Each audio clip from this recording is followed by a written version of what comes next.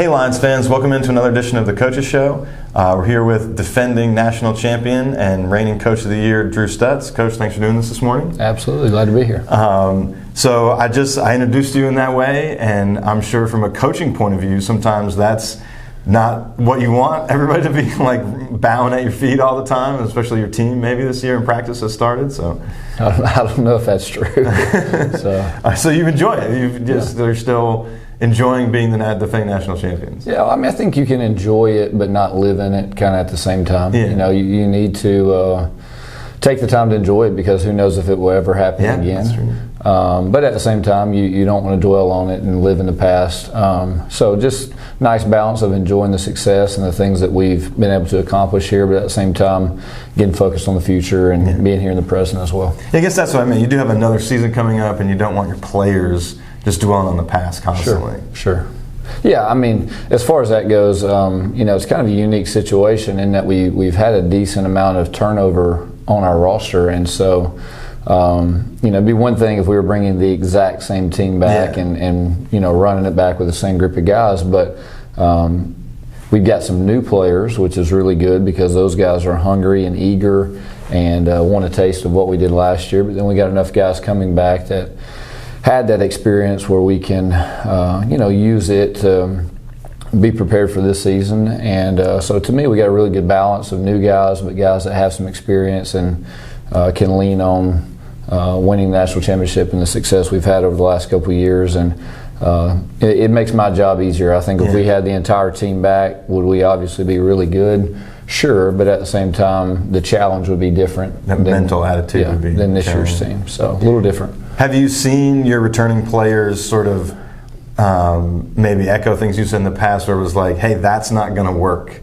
right? Where you were telling them before, but now the returning players are like, we were there. We can tell the new guys that's not good enough. Yeah, well, I mean, just anybody that's a veteran that's been there and experienced it and had success and failure, you know, you hope that you learn through those things and are able to pass those things down to new players that are part of our program and what we do. And yeah, I mean, it's been really cool just watching our guys lead. You know, they really, we've got some vocal leaders, but probably just how we go about the things that we do, just from a day-to-day standpoint and bringing the right attitude and spirit to practice. You know, they lead by example more so than just talking a lot. The communication is a good thing, but at the same time, you know, we want those guys leading by what they do. Yeah. And they've done a great job with that so far. Well, let's preview the season. You mentioned some returners and some new guys. Give us a few new names to watch out for this year. Yeah, there's a lot of them. There's a lot of them. I mean, there's 10 new guys on our team this year, so we've got as many new guys, actually more new guys than we do returners. So we've got 19 on the roster, we've got 10 new players, 9 returners.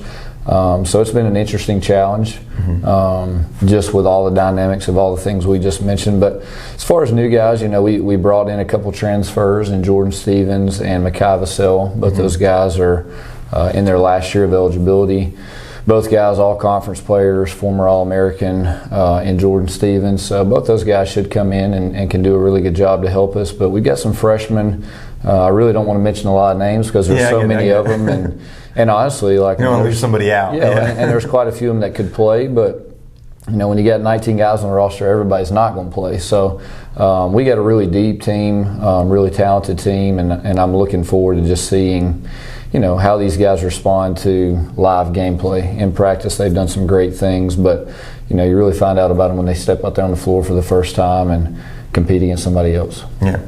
And so then, who do we have back of our? You play a lot of guys. We played 10 guys the whole tournament even last year. So what's of those 10 that we played last year? Who's returned? Yeah, we got 5 guys coming back that played a big part in the national tournament success last year as far as gameplay goes. And you know, guys like Geraldo Lane and Riley McLaren, Peyton Law, Sam Powell, who had a big tournament, Phil Horton, who stepped up in some big moments last year. So, you know, we got 5 pieces coming back at a variety of positions that are versatile and really good defenders and have a good idea about what we're trying to do on the floor.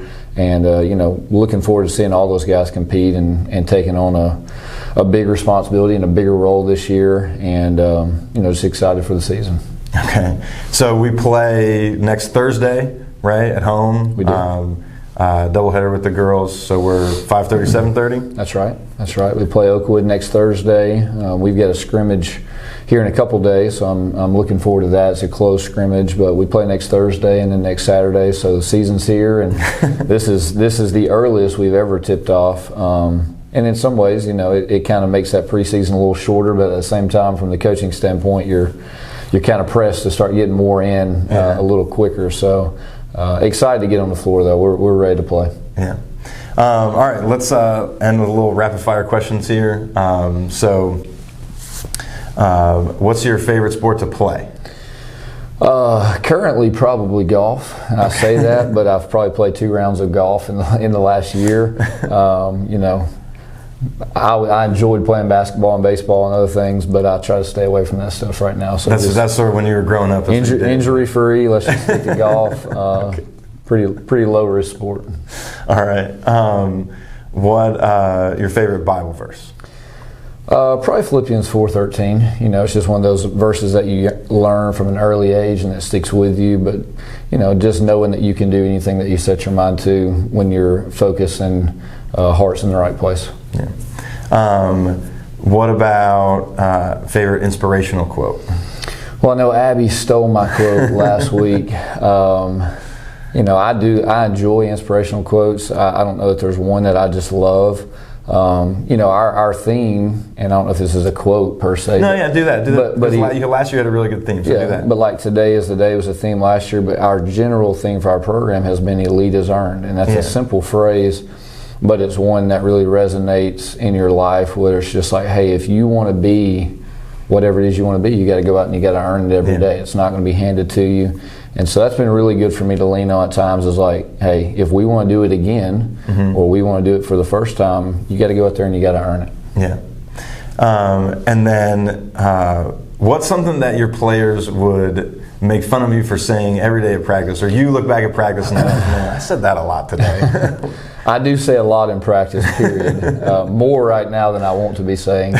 Probably something that they would find funny. They probably hear me yell out Phil Horton's name just about more than anybody else. I say a lot of things about basketball, but I also yell out Phil's name a lot because I love Phil, but also because he has a hard time with attention to detail at times. So, and you have high expectations for Phil. We do, absolutely. Yeah. You know what Phil can do. Absolutely. And so you try to bring the best out. Absolutely. Yeah. All right, well, we really appreciate your time, Coach. Yeah. Thanks for doing this. We're home 7:30 next Thursday, October 24th versus Oakwood. So hope to see everybody out there at that game. And we wish you the best of luck with the season. Absolutely. Thank you. Thank you so much for watching this episode of The Coaches Show. If you liked this video, please give us a like down below, and please subscribe to our channel. For the most up-to-date information on Freed-Hardeman Athletics, you can visit our website, gofhulions.com, and you can follow us on all social media outlets at gofhulions on Facebook and X, at go_FHU_Lions on Instagram. If you're interested in joining the Director Circle or Linebackers, there's an informational video on the screen now. There's also links in the description below. Thank you so much for watching, and go Lions!